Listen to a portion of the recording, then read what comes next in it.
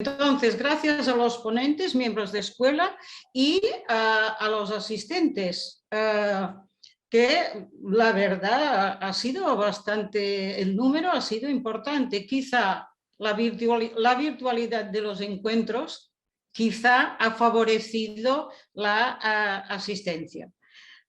Otra cosa es que quiero decir es que este espacio me parece que subraya, traduce la función de los miembros de escuela.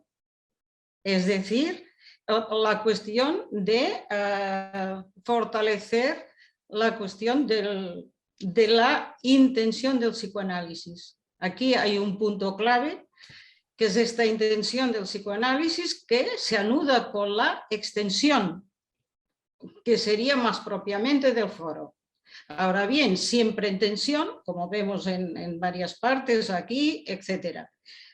Es un tema hay que diferenciar, me parece, la cuestión de miembro de foro, miembro de escuela. Es un tema que se va a hablar en la Asamblea de Buenos Aires.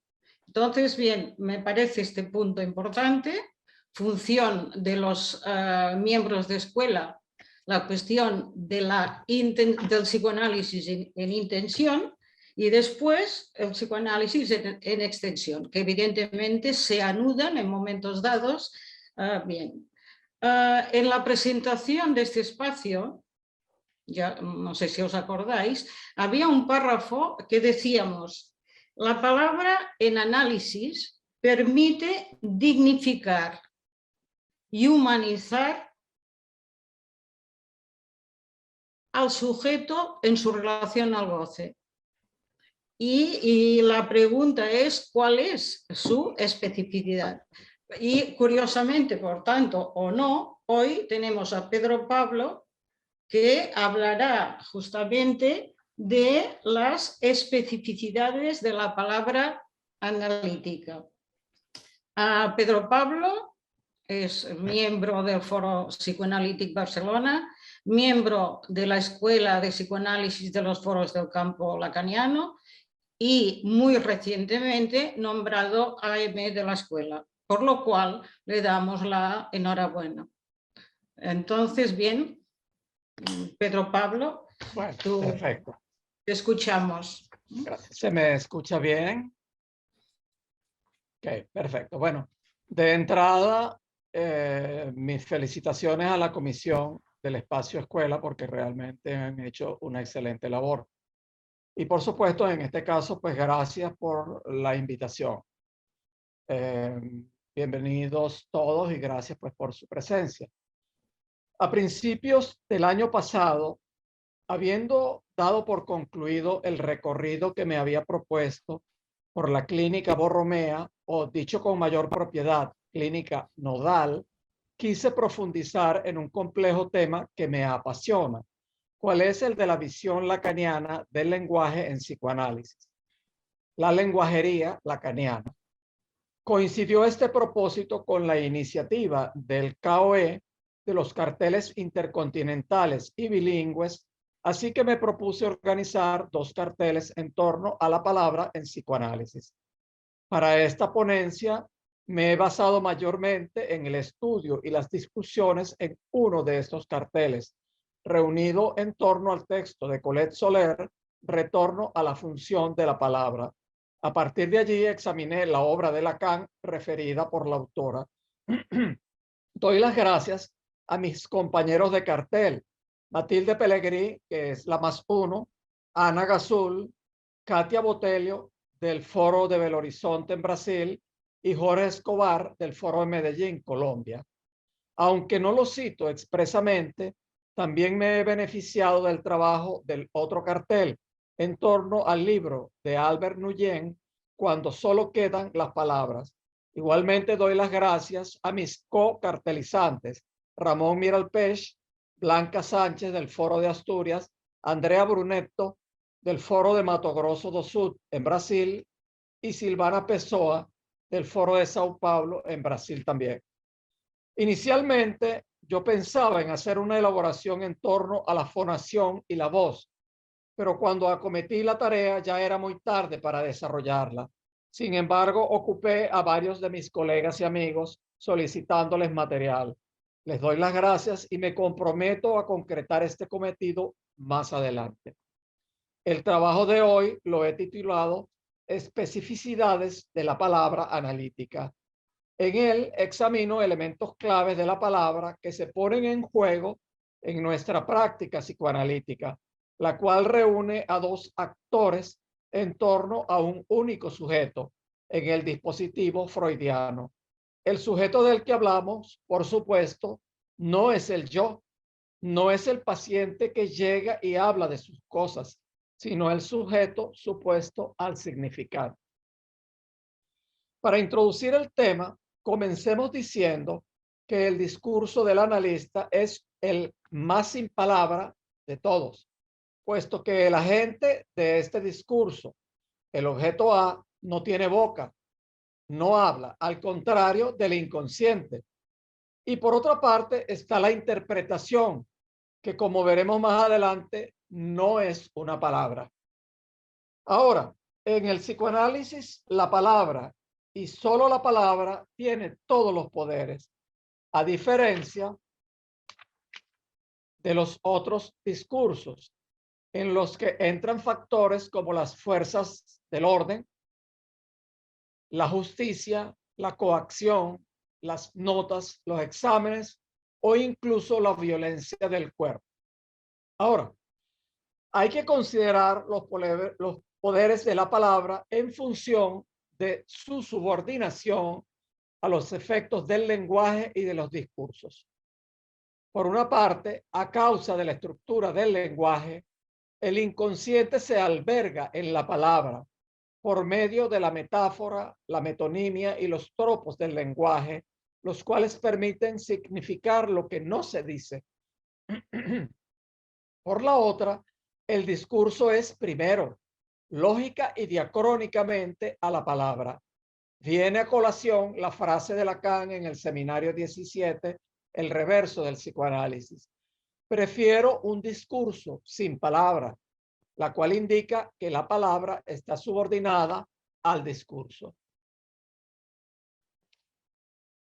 Esto puede verse claramente en las comunidades, incluyendo la nuestra, en que aunque no haya un amo, muchos de sus integrantes o algunos de sus integrantes buscan colocar a alguien como amo y hasta adivinarle sus dictámenes, aunque estos no solo no sean proferidos, sino que no existan. Esta subordinación de la palabra concierne directamente al psicoanálisis, discurso que recibe de la palabra su instrumento, su marco, su material y hasta sus incertidumbres. Su instrumento a partir de la regla de la asociación libre.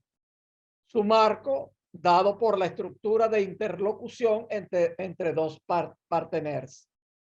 Su material, que son los significantes del lenguaje del inconsciente que allí se descifran.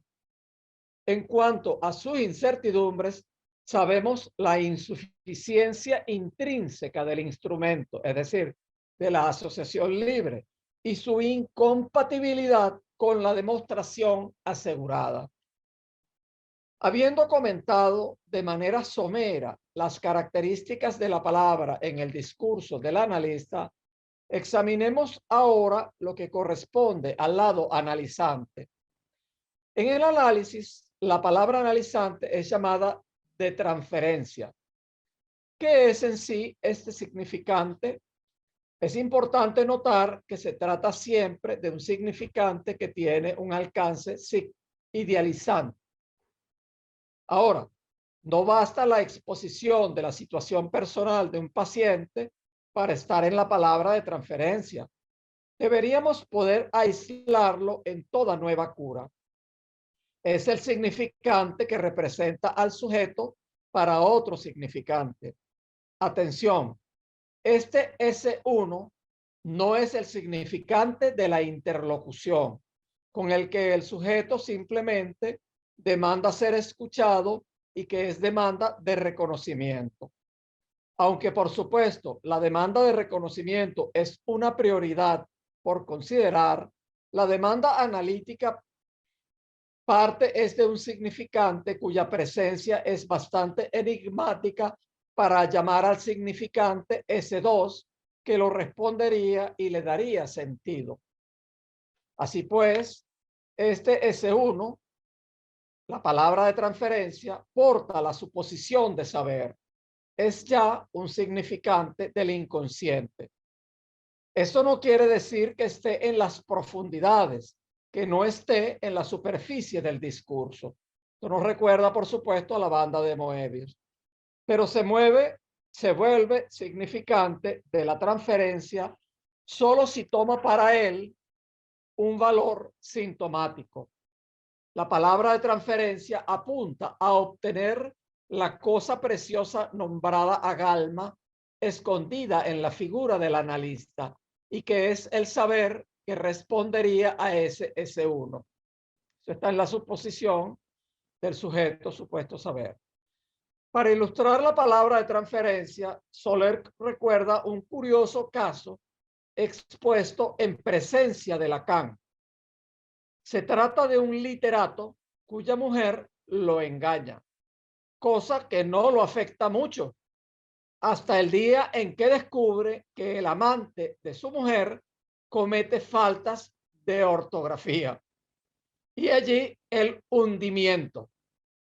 Para entender esto, que a primera vista nos parece gracioso, hay que entender que este hombre no sitúa su valor fálico en sus realizaciones en la cama, sino en su ortografía ejemplar, que constituía sin duda su orgullo.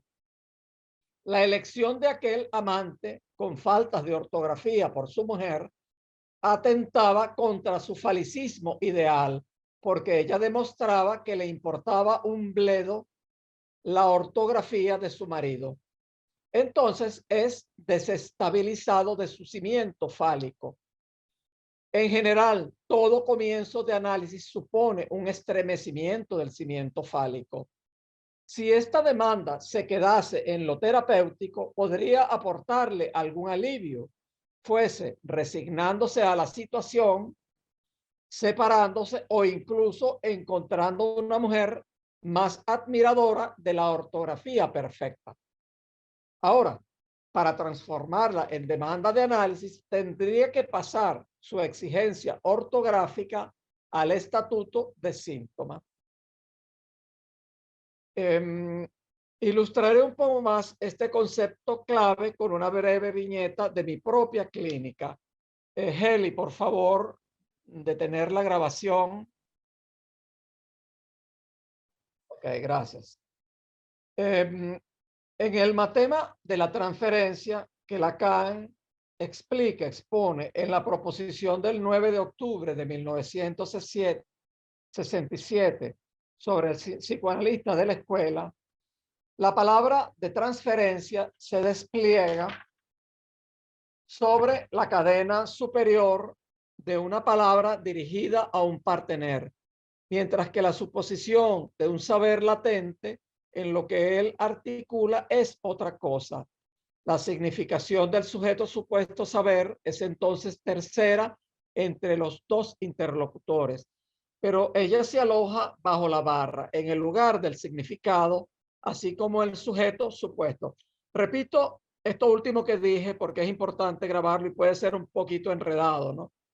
Fíjense, la palabra de transferencia se despliega sobre la cadena superior. Ahorita voy a poner el matema, pero antes quiero volver sobre las palabras.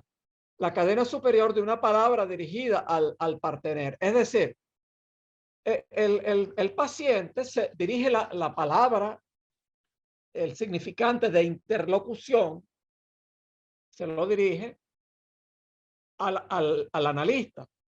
En el caso del hombre de la ortografía perfecta, si me permiten llamarlo así, sería la angustia o el malestar que le crea la infidelidad de su mujer. Esa es la palabra, el significante de interlocución, pero no es el significante de la transferencia. Ese significante de la transferencia está debajo de esa de esa demanda aparente que le hace el yo. Mientras que la significación del sujeto supuesto saber es tercera, en el sentido de que está el analizante, está el analista, el analizante primero, el analista segundo, está en la superficie el significante de la interlocución y por debajo está subyacente, está la palabra de la transferencia y está en tercer lugar, detrás de esa estructura de interlocución, está la suposición del sujeto supuesto saber. ¿Ok? Heli, voy a poner a compartir pantalla, por favor. Ya puedes, lo he habilitado. Ajá, un momentico para ver que no sé cómo hacerlo. Un momentito, por favor. Déjame ver. ¿En dónde? En reacciones, en aplicaciones. Debajo, en la parte inferior, por donde está el chat, al lado dice compartir pantalla. Al lado del chat, compartir pantalla. Perfecto. Ya lo vi. Aquí está. Ok, y le digo compartir. Ajá. Creo que está compartiendo. Sí, ¿Ya la ven? sí. Ok, pero ahora yo no me veo. Un momentico para yo verme también. Tú te vas a ver al costado, sí te ves, pero se ven Me veo al grandes. costado, pero no veo la lámina. ¿Ustedes la ven? Sí, Ok. Bueno, no importa, yo me la sé. Ok, no se preocupen mucho con esto, con el matema, no es para asustarse. Yo soy poco amigo, no soy enemigo, atención, pero tampoco soy tan amigo de los matemas como de los circulitos. A menudo eso le hace a uno descuidar la cuestión clínica, que es lo que realmente importa, pero obviamente que son importantes porque es una manera en que a veces podemos utilizar para formalizar las cosas, y que fue un trabajo gigantesco que hizo Lacan al respecto. Bueno, hay dos versiones del matema de la transferencia. Esta es la versión definitiva. No voy a entrar en los detalles de cuál era la primera. En el piso superior tenemos al significante, ahí no lo llamó S1, lo llamó simplemente S, pero es el significante del inconsciente. En este caso sería el significante de la transferencia. No puso S2, sino que puso SQ, de que el con. Ese cualquiera no se refiere a cualquier interlocutor, se refiere a cualquier significante que pueda responder a eso. Sería lo que más comúnmente llamamos el S2. En la parte de abajo hay la doble suposición. Más adelante me voy a detener en que hay una doble suposición. Es decir, en el sujeto supuesto saber hay dos suposiciones. Una es el suponer que hay un sujeto en el analista y antes de eso que hay un saber. Bueno, volveremos sobre eso. Dejo de compartir pantalla. Déjame ver ahora cómo lo hago. Dejar de compartir arriba. Ya lo vi. Ajá, perfecto. Muchas gracias, Eli. Funcionó de maravilla. Bueno, es importante entender que hay un desdoblamiento de suposición de parte del analizante, lo que acabo de comentar. Suposición de un sujeto, es decir, suponer que en el analista hay un sujeto y que ese sujeto detenta el saber que respondería a su significante, a su significante de transferencia. Por supuesto, el analizante no lo llama así, somos nosotros que lo conceptualizamos de esa manera. Ahora, este tema de la transferencia combina la estructura del lenguaje y la estructura de la palabra de transferencia dirigiéndose a un interlocutor. Por otra parte, son dos cosas diferentes, la suposición de S2 oculta de alguna manera y la investidura como sujeto supuesto saber. Me detengo un poquito en esto. Fíjense, es el analizante quien, ¿cómo se dice? Inviste al analista como sujeto supuesto saber. No es el analista quien se inviste a sí mismo. Hay que notar que el analizante inviste al analista de la significación del sujeto supuesto saber y que esto toma los colores del amor porque él espera la respuesta. Sabemos que detrás de toda demanda hay una demanda de amor. Se demanda cualquier cosa, pero al mismo tiempo se demanda amor. En el caso del analizante, demanda las respuestas, que más adelante veremos que hay una analogía con las demandas que se le hace a Dios, el que se esperan todas las respuestas. Ahora, ¿cómo ha de situarse el analista con respecto a esta investidura? Es decir, con respecto al sujeto supuesto saber. De entrada, el analista, interlocutor de la palabra, requiere ser investido como sujeto supuesto saber para que haya posibilidad de análisis y no solamente intersubjetividad terapéutica. Ojo, esto es fundamental entender esto. Si estuviéramos colocados como psicoterapeuta, no es imprescindible esto. Así sea una psicoterapia de corte psicoanalítico. Antes bien, puede ayudar a... es una materia en la que no me iría por la tangente, pero la adelanto un poquito. Que es que como psicoterapeuta no hace tanta falta que el analista vele su propia subjetividad, porque más bien esta subjetividad puede servir para una psicoterapia rápida. El dejarle ver sus ideales sirven para que el paciente tapone el agujero. Bueno, perdonen que me fui un poquito, pero es que es algo, pues, como ya le he dicho, que me apasiona y a veces me agarra, ¿no? El otro con mayúscula. En este caso nos referimos al otro del lenguaje. Atención, fíjense que cuando decimos el otro del lenguaje, no es el lenguaje en general. Es el lenguaje como vive en el sujeto. Es decir, el lenguaje, ahorita que yo estoy hablando, ahorita que ustedes me están escuchando, el lenguaje de cada uno está funcionando ahí como gran otro de cada uno de nosotros. Es a ese lenguaje que nos referimos. Ese otro es testigo, es garante de la verdad. Este garante de la verdad es el sujeto supuesto saber. Así lo coloca el paciente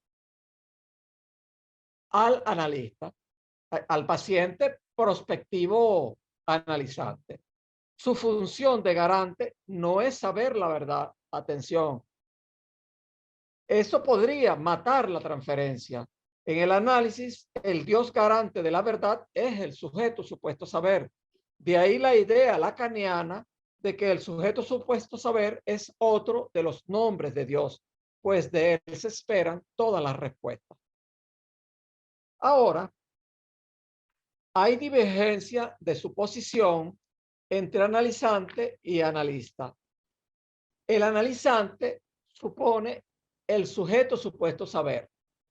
El analista, por su parte, obra a partir de la suposición del inconsciente, aunque sabe que el inconsciente, es inexpugnable, y eso es la falla vislumbrada del sujeto supuesto saber. Esta suposición es la condición misma del acto analítico. Por favor, permítanme un minuto que voy a tomar agua. ¿Sí?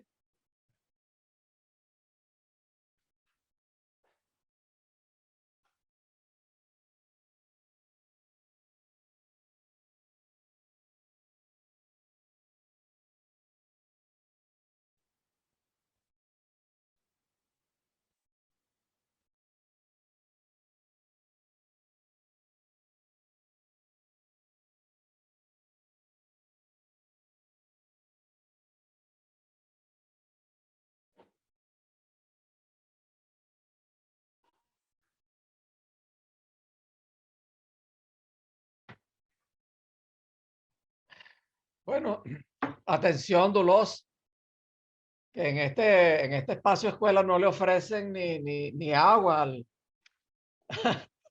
presentador.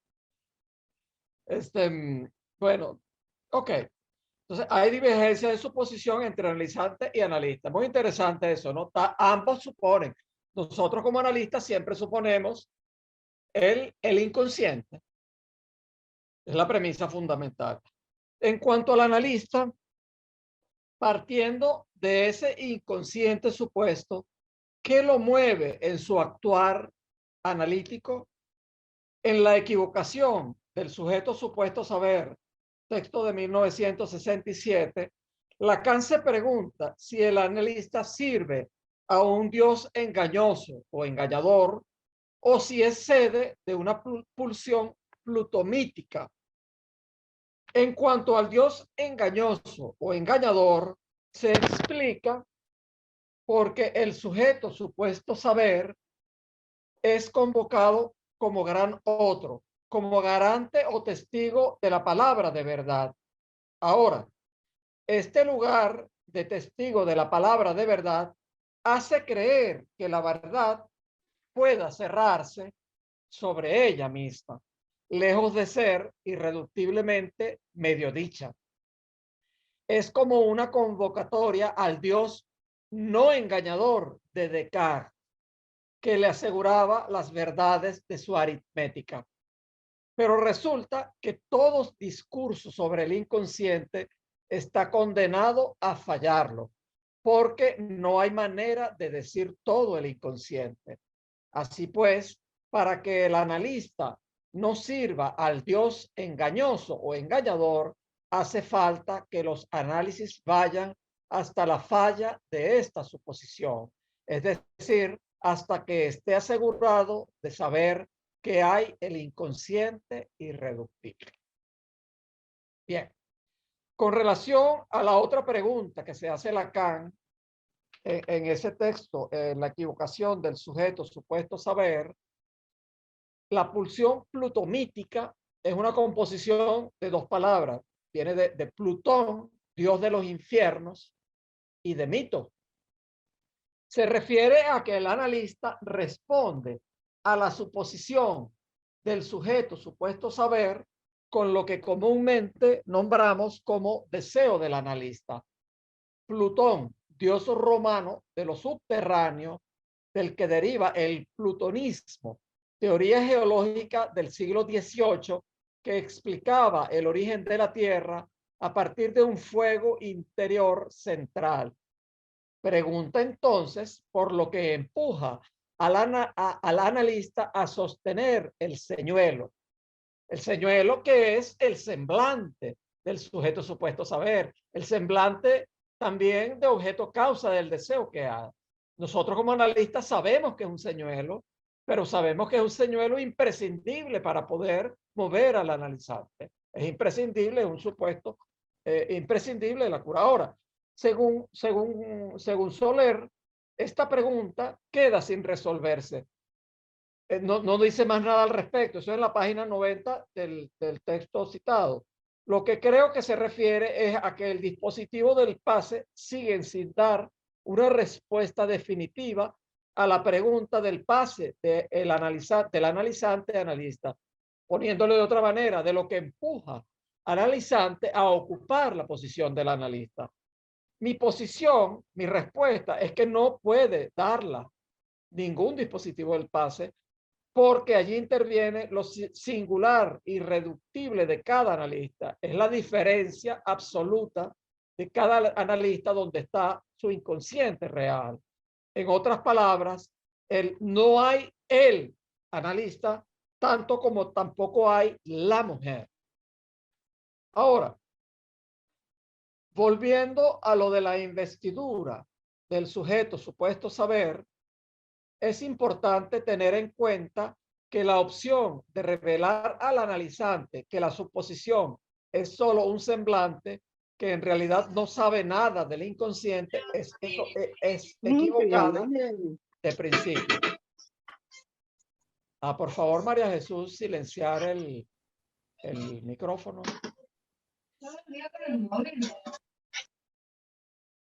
Bueno, continuamos.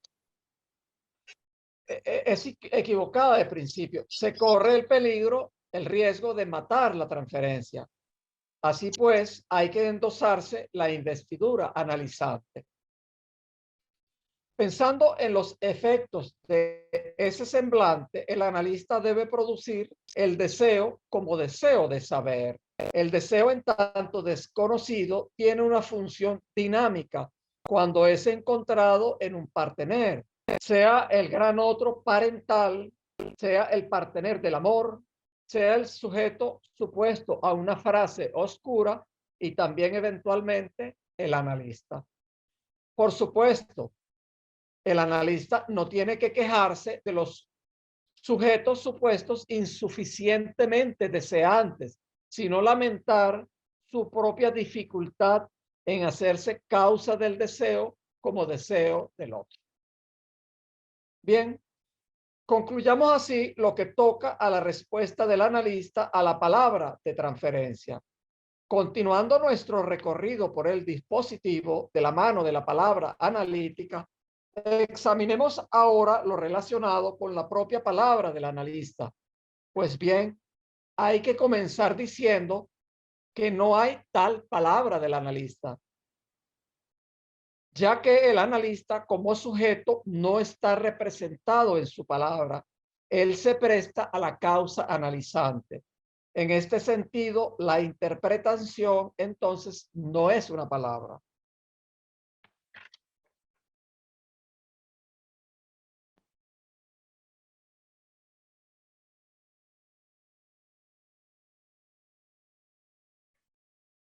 Ahora, con relación a la interpretación, señalemos los dos extremos de la evolución de Lacan al respecto.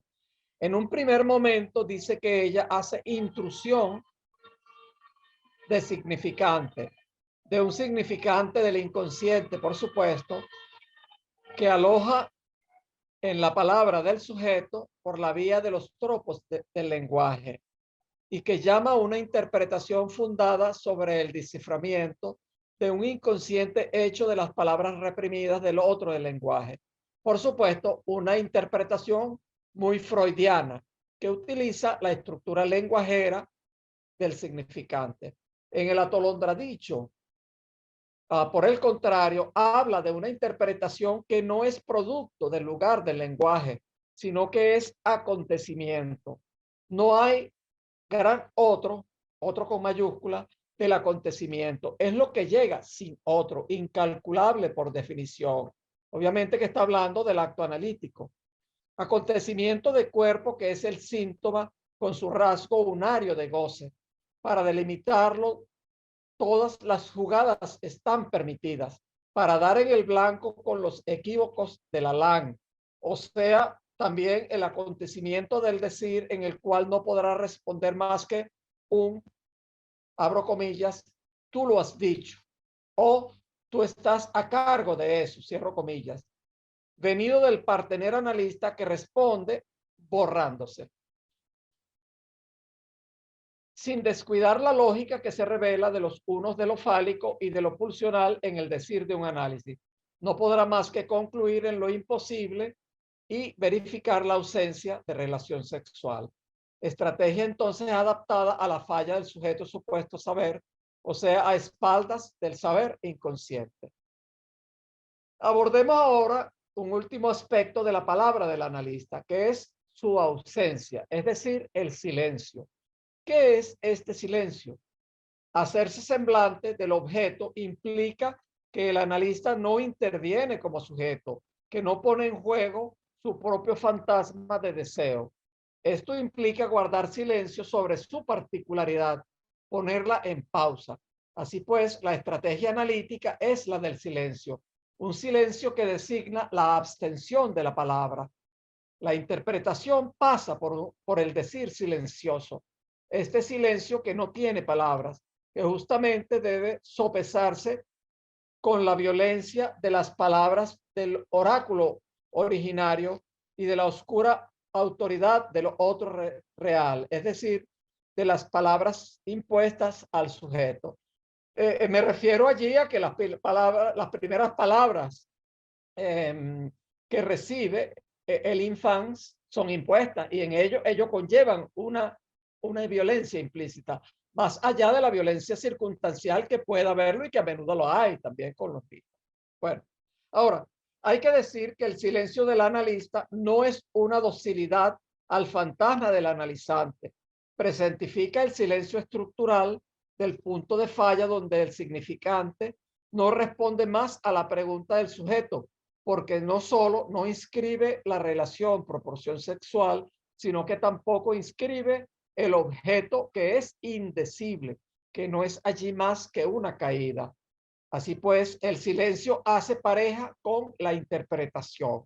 Hablamos entonces de la interpretación como un decir silencioso, como lo es la escritura de los discursos, que suponen, más que los dichos, el decir. El decir silencioso de la interpretación no es un silencio de indiferencia, sino un silencio operatorio. No es tampoco superyoico, no significa aún un esfuerzo, es decir, no es de parte del análisis del analista, tú, analizante, sigue hablando del dispositivo, sigue asociando, habla, y que de allí salen algunos análisis que se eternizan. No todos, por supuesto. Hay casos de pacientes que tienen una estructura psicótica que muy bien puede estar toda la vida en análisis, pero son otras razones. Es distinto a análisis que se eternizan por falta de una eficacia analítica. El decir silencioso más bien apunta a lo contrario, al límite, al plus para decir, así hay como plus para gozar, hay un plus para decir, tocando el síntoma. Es decir, en el hablar, recuerde que el hablar hay un goce también. Y en el dispositivo entonces hay un goce. Aparte del goce del desciframiento del inconsciente, hay el goce del hablar. Pero el analista, consciente de que lo que busca es la diferencia absoluta, busca ponerle un límite a ese plus para gozar, para decir. Bueno, aquí voy a hacer una referencia a mi propia experiencia como analizante de 20 años en 3 periodos, pero lo voy a abreviar. Simplemente lo que quiero decir es que en los últimos 2 periodos, que fueron los más largos, de 10 años y 9 años, en los dos había silencio, pero había una diferencia muy marcada en el tipo del silencio. El primero era un silencio de indiferencia total. Ahí yo no sentía que tenía ningún lugar en un supuesto deseo del analista, de ese analista que no se percibía por ningún lugar. Paradójicamente, por mi estructura subjetiva, eso mismo me sostenía en ese análisis. No creo que el analista lo supiera, pero era así, pues. En el último periodo, al contrario, había igual un silencio, pero estaba muy presente la función deseo del analista.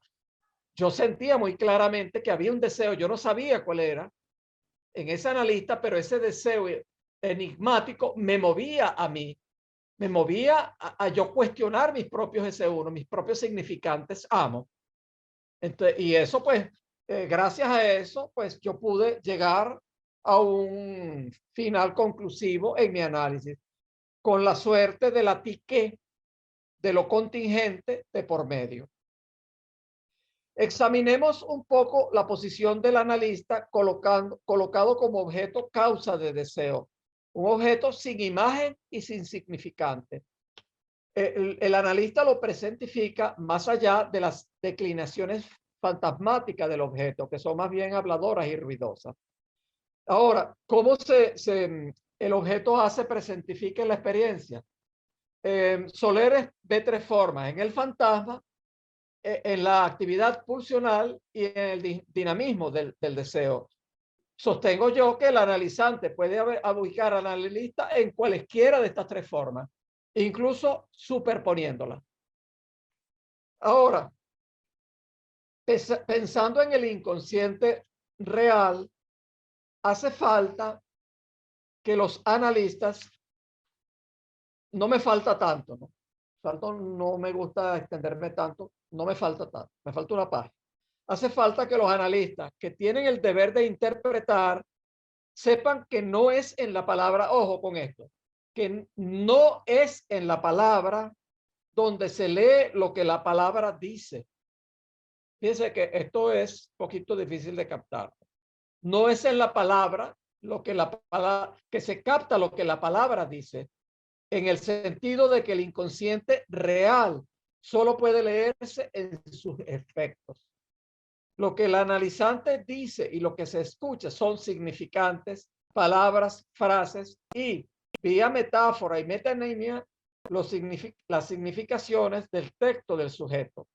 pero mantenerse tan solo en recoger e interpretar lo que se dice hace perder de vista que el inconsciente real no es lo que dicen los sujetos, no es el bla, bla, bla historizado a lo que el psicoanálisis debe adaptarse, aunque por supuesto hay que tomarlo en cuenta. Deme un instante a ver si puedo saltarme algo para abreviar.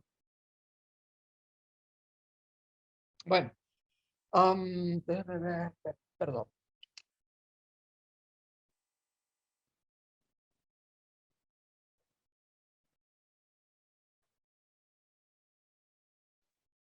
¿Te falta mucho, Pedro? Falta una página, pero no quiero leerla completa. Después en las intervenciones puedo salcar ahí. Entonces, deme un instante solamente para eliminar unos párrafos. Ok, esto es importante decirlo, que es importante considerar que el inconsciente sin sujeto, es decir, el inconsciente real, ya está al principio de aquello a lo que el psicoanalista hace frente. Es decir, que en la palabra de transferencia ya está presente el inconsciente real. Esto es muy importante. No es ninguna sorpresa que yo diga esto, pero no deja de ser una importante indicación clínica, sobre todo porque es frecuente que nos concentremos en la palabra de interlocución, lo que comúnmente denominamos como la demanda. ¿Cuál es la demanda del paciente? Dejando de lado que en realidad hay algo más importante y trascendente de fondo, que es, como expliqué, la palabra de transferencia. Salto ahora a la situación clínica general. Me salto dos párrafos. El analizante habla de algo, habla al analista, habla a relacionados, lo que sea, y habla para. En su hablar es su hablar para lo que debe interpretarse.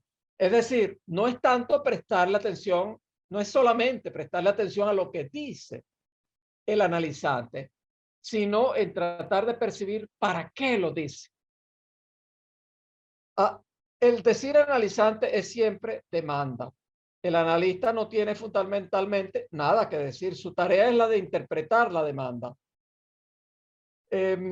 ¿Cómo? Leyendo en los trazos escritos que dejan los dichos analizantes que no van sin el inconsciente, leyendo en lo que está por debajo, leyendo cómo la demanda llega al plus de gozar. Recuerden que todo sujeto pues se inventa sus plus de gozar, se fija en sus plus de gozar, en donde trata de encarnar a su objeto causa de deseo.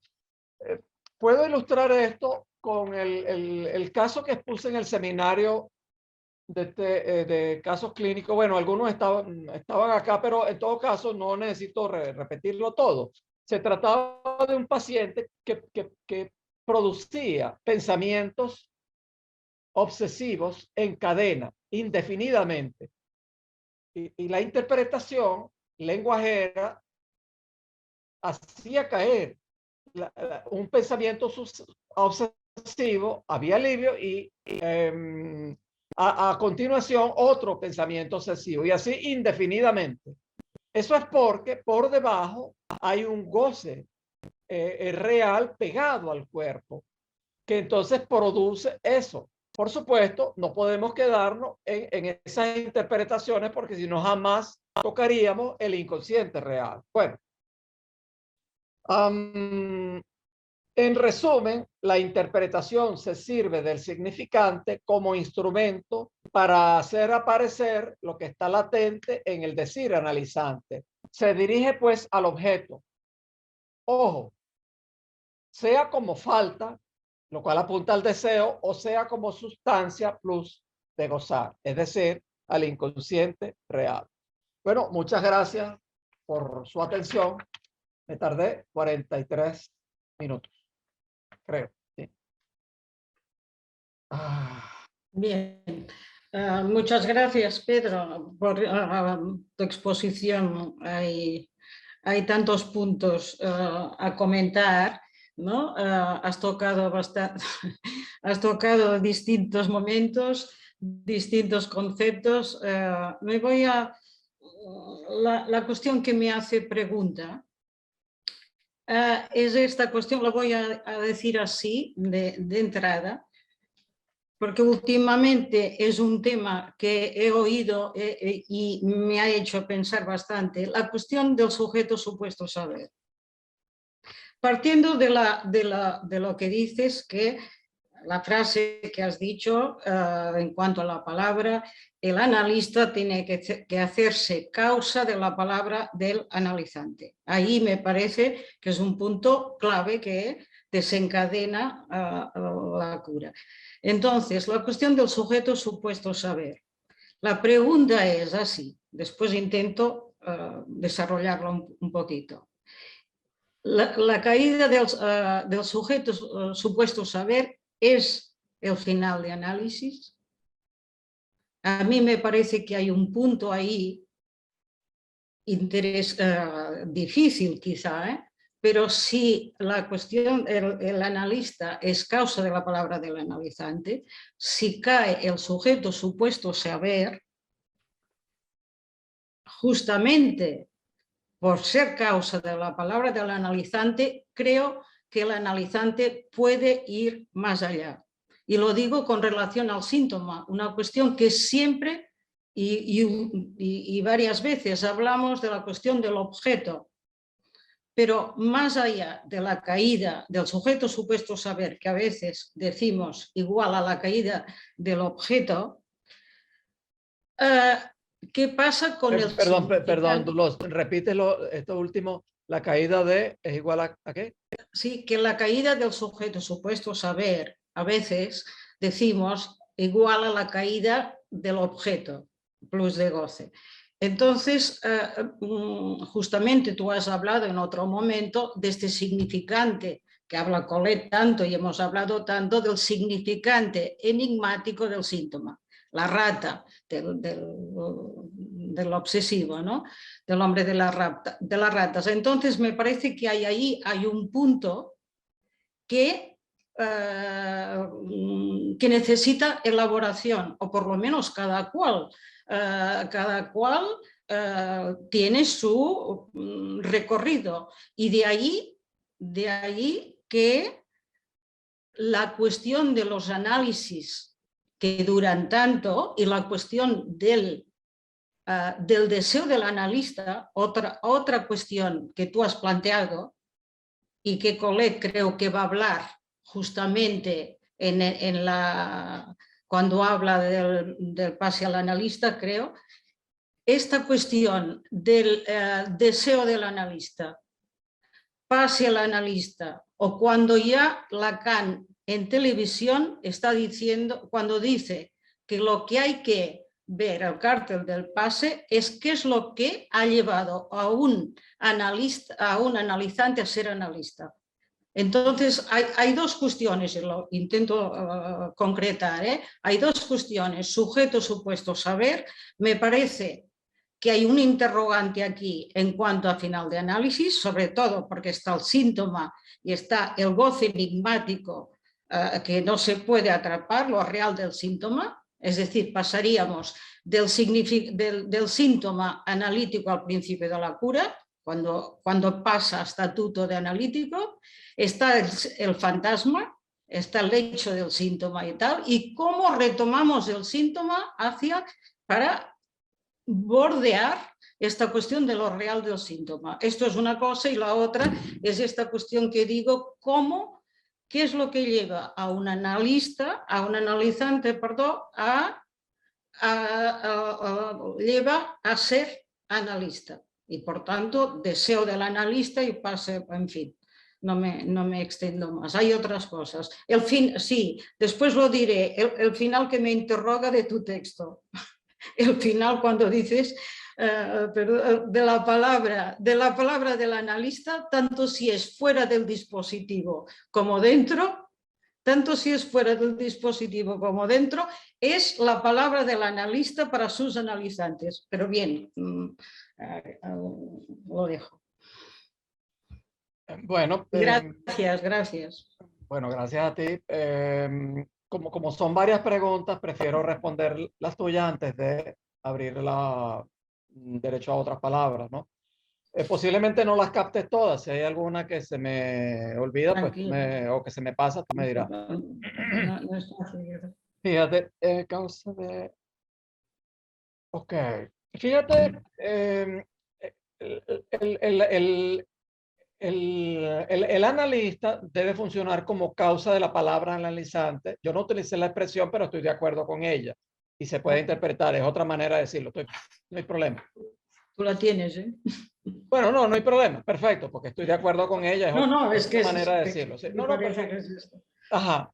Pero es sobre todo que el analista debe ser causa de la palabra analizante, pero no utilizando los viejos conceptos de palabra vacía y palabra pena, no de palabra vacía.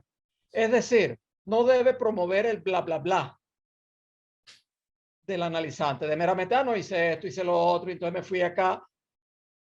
Si se queda allí, pues es un tiempo perdido. Tendría que entrar la interpretación para realmente mover otra cosa y tratar de que más bien ocurra la palabra plena, pues utilizando esos conceptos que me vienen bien ahí. La caída del sujeto supuesto saber es el final. Fíjate, el sujeto supuesto saber puede caer por otras razones que no son el final. De hecho, en la presentación yo mencioné que si el analista, por ejemplo, le dice al analizante, mire, no se crea, en realidad no crea que es que yo sé de su inconsciente, eso no, el inconsciente nadie sabe, así que yo tampoco sé ni ninguno. Pues lo más probable es que el analizante, el potencial analizante se vaya, ¿no? Entonces ahí se cayó, hasta ahí llegó pues ese trabajo y no hubo final de análisis. Es decir, la caída del sujeto supuesto saber por sí sola es claro que no implica un final de análisis. Ahora, yo diría que al revés, no hay final de análisis sin caída del sujeto supuesto saber. Entonces, es una condición necesaria, pero no suficiente. Evidente. Si la caída del sujeto supuesto saber es igual a la caída del objeto, bueno, mi posición sería que no, definitivamente que no. Es algo que hay que elaborar porque es complejo. Quizás la pregunta más se podría poner un poco si una conlleva a la otra. Si la una conlleva a la otra. Porque hay diferencia. Una cosa es que haya la caída del sujeto supuesto saber, que de repente ya el analizante realmente arribe a un final conclusivo y que entonces caiga el sujeto supuesto saber que él había, con el cual él había investido a su analista. Y entonces que haya la caída, porque recuerda que lo que cae en principio es el semblante. ¿Okay? El analista hace semblante del objeto causa. Y entonces eso cae. Pero al caer, al haber esa caída del semblante, también hay en el analizante una cierta caída. Que tendríamos que, si elaboráramos más fino, ver cuánto de esa caída es real, cuánto es simbólico y cuánto es imaginario. Pero no tenemos espacio para hacerlo. Pero es una manera de responder. Mi respuesta es que no, que son otra cosa, que se puede elaborar un poco la relación entre ambas y bueno, ahí hay varios detalles de eso. El, el deseo, ¿qué fue lo que le dijiste del decir del analista? No, lo que decía es la cuestión del deseo del analista. No, del decir. No, bueno, no importa si te acuerdas. Sí, bueno. En este caso es decirlo. De nuevo, lo que yo sostengo es que no hay una manera de tener una razón única de cómo pasa un analizante analista. De hecho, no solo hay razones, no sé cómo decirlo, razones internas al dispositivo y razones externas. Me quiero explicar. Yo diría que puede haber un encuentro, ese encuentro sostenido con el real una vez y otra vez y otra vez y otra vez, y de repente hay algo que cae. Por ejemplo, hay la travesía del fantasma, y la travesía del fantasma es algo que puede ser, bueno, en mi caso yo lo catalogué como un cataclismo, como algo pues, enorme que cambia completamente la posición. Pero eso es muy singular mío. Pero lo que quiero decir es, doy eso como un ejemplo de una razón interna al dispositivo. Otros analistas que han pasado otros analizantes que han pasado a analistas lo habrán hecho por otras razones internas. ¿Qué es lo que quiero decir por razones externas? Bueno, que muchas veces no se pasa realmente como un producto del análisis, sino que, mira, esto de ser analista da prestigio. Entonces, mira, yo paso a analista. Además, Lacan dijo que uno se autorizaba uno mismo. Entonces yo paso. Y bueno, dijo que ante otros, bueno, voy a buscarme aquí unos amigos, entonces que me reconozcan como tal, y entonces presento títulos universitarios y cosas así, y hay gente que se deja convencer por esas cosas.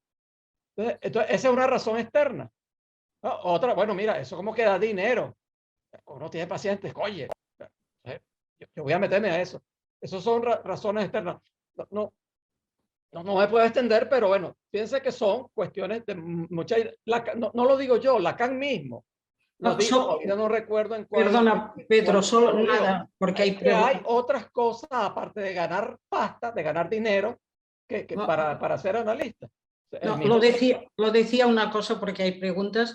No, lo decía porque realmente cuando Lacan dice que el cártel del pase tiene que escuchar qué es lo que ha decidido alguien a ser analista, y Colette dice que justamente en muchos pasantes es muy difícil escuchar esto. Se escucha al final de análisis, pero que es muy difícil y que esto interroga a ver cómo la gente en momentos ha decidido y por qué. Es que mi respuesta bueno, es más amplio. Que yo llamo interna, externa. La misma Colette en el escrito este de motivación que ella escribió para Buenos Aires, lo dice las dos cosas. Y ella misma cita a Lacan diciendo lo que yo acabo de decir, que Lacan mismo hubo un momento en que ya desesperado se pregunta, pero bueno, es que de verdad hay alguna otra razón que ganar dinero, plata. Yo digo, puede ser, hay que ver. Bien. Gracias. Ramón, me faltó una que la voy a aprovechar. Perdona. Sí. Una sola. Sí, no, es que tengo que aprovechar y darte las gracias porque me mencionaste un párrafo que yo me volé pues, para dar paso a las preguntas, pero es que a mí me encanta, que es que hasta dónde llega la palabra del analista. Yo sostengo que la palabra del analista no importa lo que diga el analista, ni dónde lo diga, dentro o fuera del dispositivo, para sus analizantes sigue siendo palabra del analista. ¿Qué quiero decir con esto? Si el analista está operando como psicoterapeuta, no hay gran problema en que el analista, por ejemplo, ponga en juego públicamente sus ideales, porque eso hasta puede servir para una psicoterapia, para sus pacientes de psicoterapia, que se agarran de esos ideales y es una manera de tapar el agujero y entonces llegar a un alivio terapéutico temprano. Pero si opera como analista, tiene que seguir poniendo en práctica la regla del silencio. Es mi posición. Porque en la medida en que él públicamente ponga en juego sus ideales, va a estar perjudicando todas las curas que dirige. Bueno, gracias. Aquí. Muchas gracias, Dolores, por la pregunta. Ramón y Ana Martínez. Hola, bueno, gracias, Pedro. Ya ves que he llegado a tiempo, ¿eh? Bueno, a ver, primero una cuestión muy simple. Tengo 4 cuestiones para preguntar. La primera muy sencilla. Cuando tú hablas del significante de interlocución opuesto de alguna forma al significante de la transferencia, eso lo podríamos relacionar, poner en paralelo entre lo que sería la demanda, la queja y el síntoma de transferencia. Esta es una primera cuestión, me parece que es... Sí, te respondo de inmediato, sí, completamente de acuerdo. Creo que es importante ese paralelismo que hace. Vale. Luego, una cuestión muy simple en relación al silencio. La única manera, yo, por mi estructura, tiendo a necesitar de la imagen, de las metáforas para poder explicarme las cosas, ¿no? Y entonces la imagen del silencio es el blanco, para mí, ¿no? Es el blanco. La imagen de la palabra es el blanco absolutamente manchado, con muchas manchas, ¿no?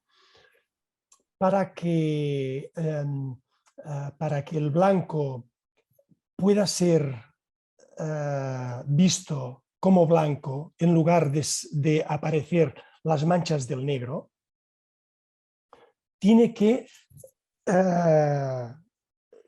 haber silencio a la fuerza.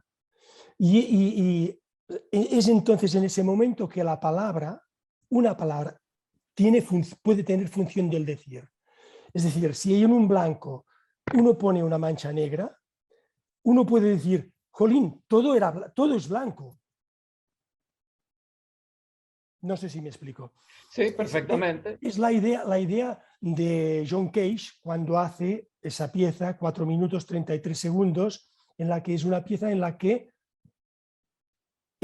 musical en la que todo es silencio.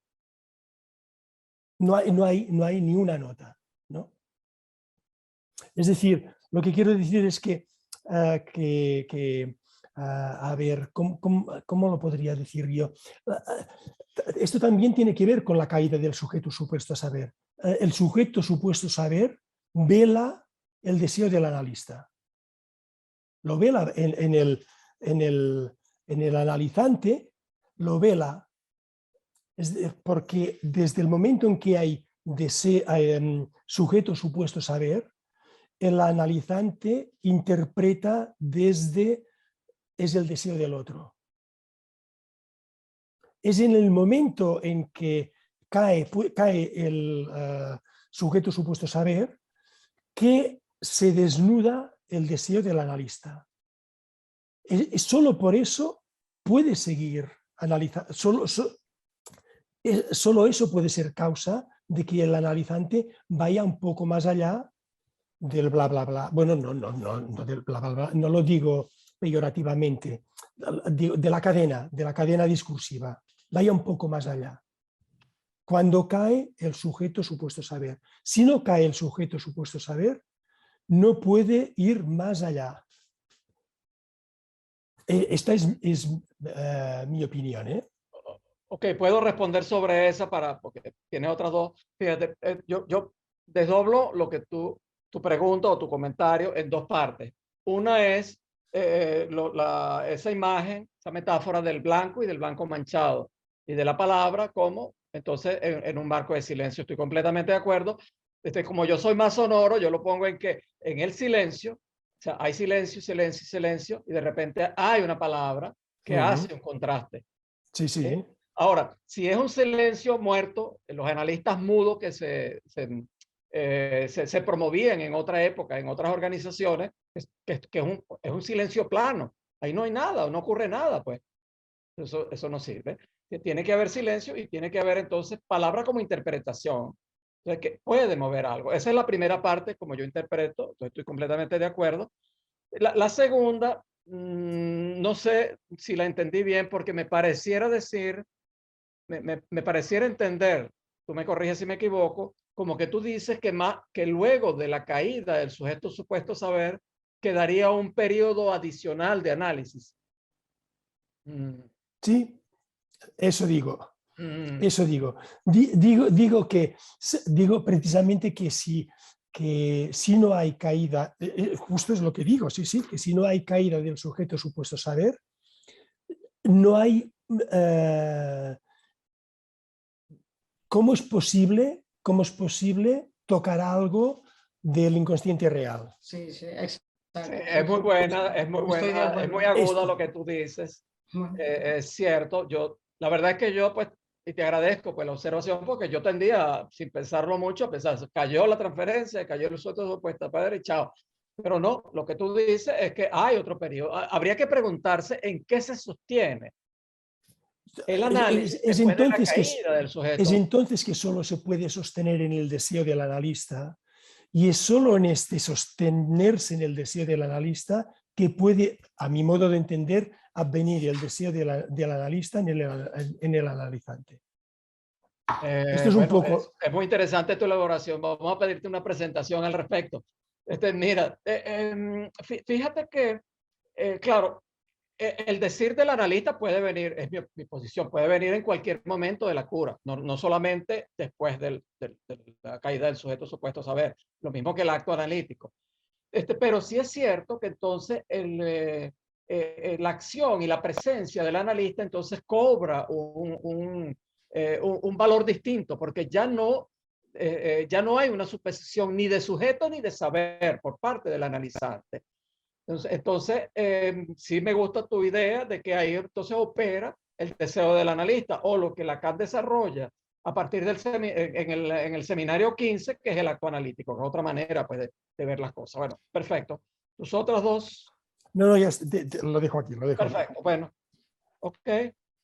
Ana Martínez. Sí. Bueno, muchas gracias, Pedro, porque se ha seguido muy bien la exposición y, bueno, me ha gustado. Entonces, lo que recorto, el punto, hay un pequeño, bueno, un punto que recorto, que es donde dices, no es en la palabra que se capta lo que la palabra dice, sino en los efectos que produce. Si no he entendido mal, esa era la idea. Sí, correcto. Vale, entonces, bueno, si era posible que tuvieras algún tipo de, o sea, hay dos cosas, de ejemplo clínico, de viñeta clínica o asociación clínica donde eso se pudiera decir. A mí se me ocurre efectos tipo pasaje al acto actin, pero estos son, digamos, de la gama problemática, ¿no? De la gama clínica sintomática, ¿no? Puede haber otros mucho más positivos en relación al avance de una cura, ¿no? Entonces, una cosa es, ¿qué clínica podrías asociar con esos efectos? Y dos, los efectos estos, ¿a quién corresponde? Ya respondo yo misma, no digo a quién corresponde captarlos, al analista, al analizante, supongo que a ambos, ¿no? Pero sí, yo me cuestiono que a veces puede darse efectos que pasan desapercibidos en las curas, ¿no? Que de alguna manera me parece tan esencial eso que has dicho, de captar qué efectos se producen en la clínica, y que si realmente a veces se entera el analista o se entera el analizante o no. A ver qué piensas de eso, simplemente. Ok.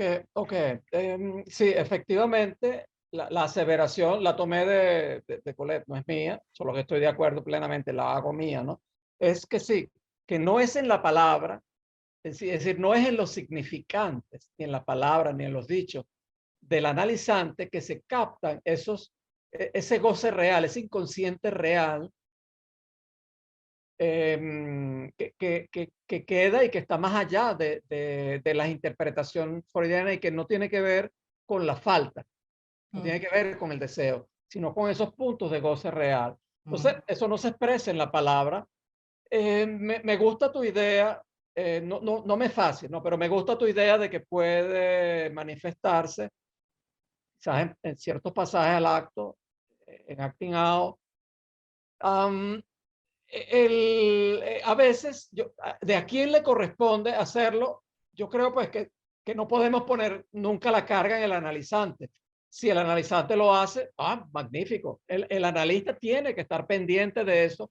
Es decir, sabiendo nosotros que eso existe, que es parte de nuestra hipótesis del inconsciente, que Lacan lo demostró suficientemente para nosotros, de que hay un inconsciente real, pero que ese inconsciente real está pegado, por así decirlo, a ciertos S1 que no hacen cadena.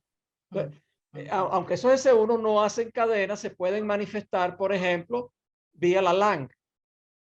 Por ejemplo, hay un paciente, hay un paciente mío que el sonido de la R, de repente lo conmueve. El mero sonido de la R lo conmueve. Entonces, ahí hay un punto de real. Muy probablemente. Ahora, ¿qué hacer? Pongamos ese. Ahora, ¿qué hacer al ver ese punto de real? Si es suficientemente, si es de suficiente peso, vamos a decir así, se va a ver repetición. Ya. Lo que se puede buscar es tratar como de acercarlo un poco más, de buscar en la medida de lo posible de elaborarlo. Pienso yo de tratar de traerlo a la palabra en lo posible, de traer, mira, pero ¿de dónde viene eso?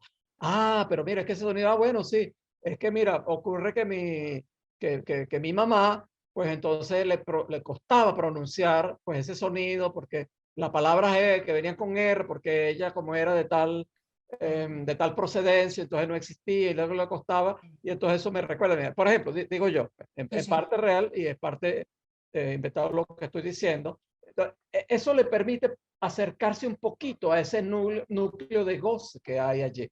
¿Okay?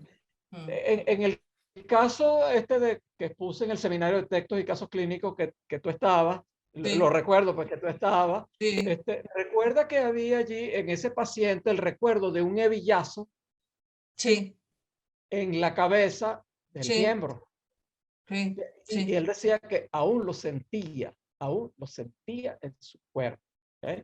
Fíjate, él logra poner allí en palabra algo que él siente, pero detrás de ese recuerdo que está escrito en su cuerpo, hay algo real que lo empuja a él seguir inventándose pensamientos obsesivos, uno detrás de otro, pero donde se repite algo, una estructura misma, que es siempre ser agredido y él tener el goce, recibir el goce de la agresión y después tener las fantasías de cobrar venganza, sea apuñaleando a otro en la cara o viendo pornografía de mujeres siendo humilladas. Entonces, pero en el centro de eso hay un núcleo de real. Bueno, es lo que te puedo decir pues al Sí. respecto. Es un Sí. punto difícil, muy difícil. Sí, es un punto y muy clínico, encuentro que es muy clínico, porque claro, tú este ejemplito que das, que está, me parece que viene totalmente a cuento, ¿no? Pero diríamos, es en la dirección contraria, ¿no? Sería en la dirección de algo real que se presenta fuera la R, el sonido este de la R, ¿no? O esa evocación del goce con el hebillazo, ¿no? Y cómo desde ese punto de real llevarlo a la palabra o articularlo con la palabra, ¿eh? Mientras que lo que tú has dicho en eso que yo he recogido me parecía muy interesante porque es al revés, ¿eh? Es como dices que no es en la palabra que se capta lo que la palabra dice. O sea, partiríamos de una palabra dicha, ¿no? Y de ahí habría que captar o se tendría que producir en las palabras dichas ciertos efectos que no son de sentido de palabra, de interpretación de palabra, sino unos efectos que van a otro nivel, que son los que darían ese registro En real. el caso del paciente de la R, Sí. él no dijo nada, pero yo observaba que al producirse el sonido, habían vacilaciones en lo que estaba diciendo, o de repente se detenía o hacía un silencio, o incluso decía, había un síntoma de él, o hay un síntoma de él que se le dispara, y él entonces dice, oye, pero, y yo me doy cuenta que es que el síntoma se le ha disparado. Y bueno, después de años me doy cuenta que es que tiene que ver con ese sonido de la R. Claro, al ser el sonido, entonces obviamente que ahí está la LANC. Sí, sí. Y es una de las vías que tenemos. O sea, hay como tres vías. Pues una es el equívoco. El ponerle unos significantes locos que muevan algo allí. Que lo muevan algo allí. Otro es estos elementos de la LAN que uno puede con mucha dificultad a veces captar. Captar. Y entonces trabajar Sí, a partir sí, de eso. Trabajar sí. a partir de eso. Hay otro que es más complejo que yo mismo no lo entiendo todavía, que tiene que ver con la lógica de los dichos. pero repito, no lo entiendo todavía, entonces no lo voy a enredar con algo que yo mismo no lo está tengo bien. bien claro todavía. Gracias. A ti. Bien, ¿hay alguna otra pregunta? Lina Push tiene cara de que quiere preguntar algo. Sí, quisiera decir algo, pero no tengo para levantar la mano amarilla, no sé dónde tengo que poner. O sea, Ya lo hiciste. Reacciones, reacciones. es Lina. reacciones. Ah, de acuerdo. Bueno, sí.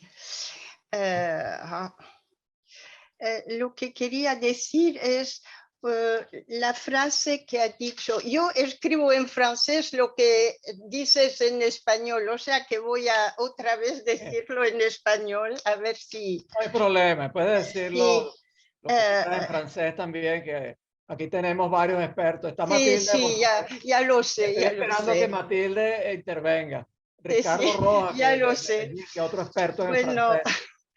has dicho, l'inconsciente real no es el bla, bla, bla. Eso, claro, no es.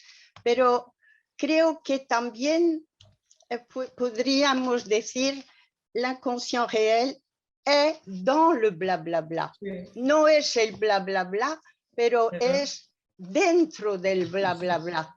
Creo que, porque me acuerdo de un curso de Colette Soler diciendo que Lacan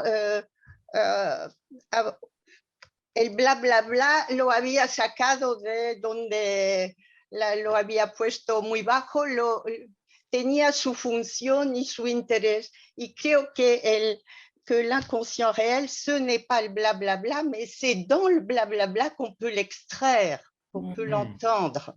Creo, ¿eh? Bueno, Ok, quería gracias, Lina. decir. Ajá, fíjate, creo haber dicho más en general que el bla, bla, bla no era el inconsciente. Es decir, no solo que no es el inconsciente real, sino que no es el inconsciente. ¿Okay? Pero no importa, Sí. creo. Igual estoy completamente de acuerdo. En el bla, bla, bla se refleja el inconsciente.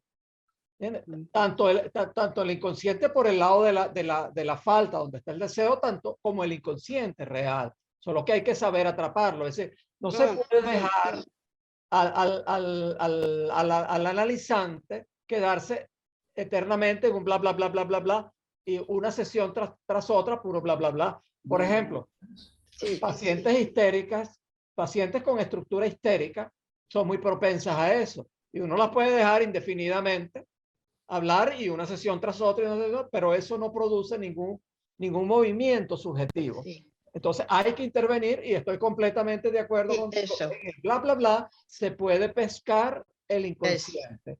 Tanto el inconsciente lenguaje como el inconsciente real.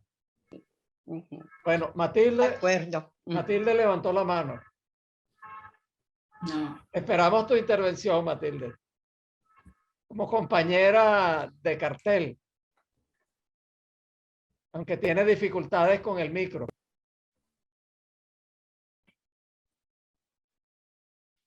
Tiene silenciado el micro. Tiene silenciado el micro.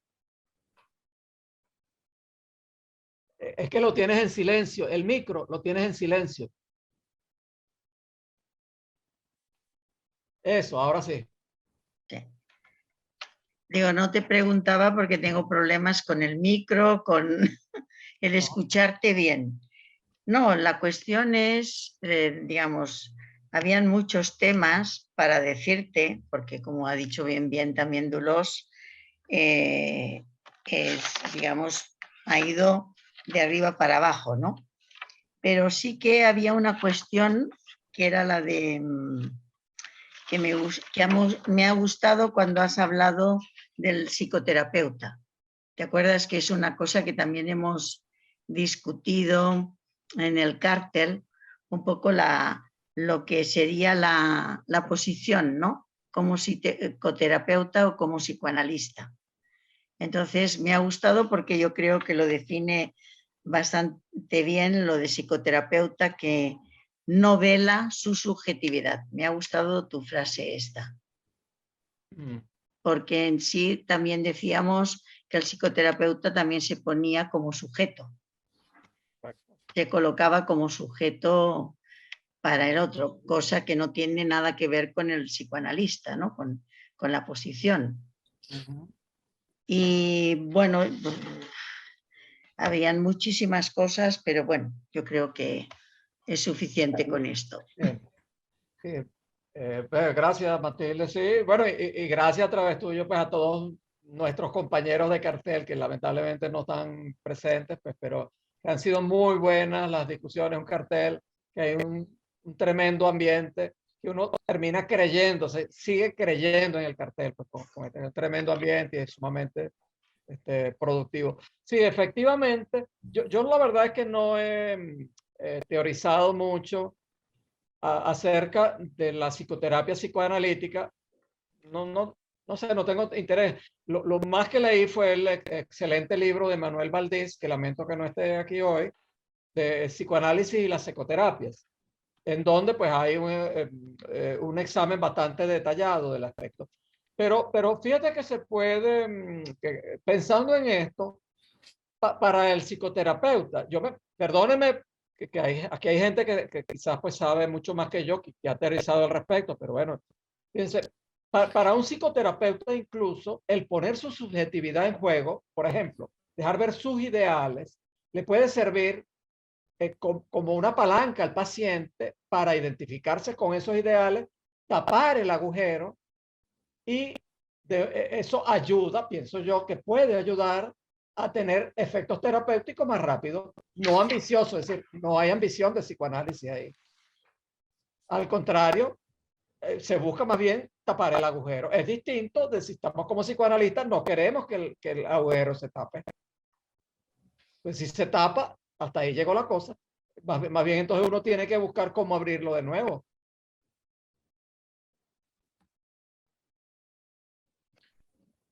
Bueno, me parece que es la hora ya, si no hay otra pregunta, y entonces ya finalizamos el espacio, este curso.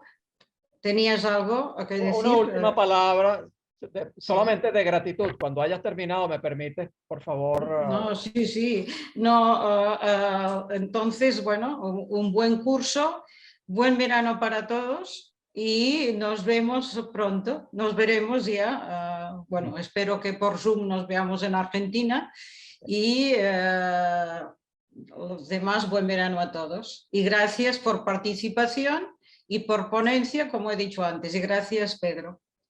Bueno, la palabra es de nuevo, pues agradecer al cartel, agradecer a los que están presentes. Margarita Santizo, pensaba que iba a preguntar algo, pero estuvo muy calladita allí. A lo mejor después, como es, me pregunta seguramente por correo algo o me llama por teléfono.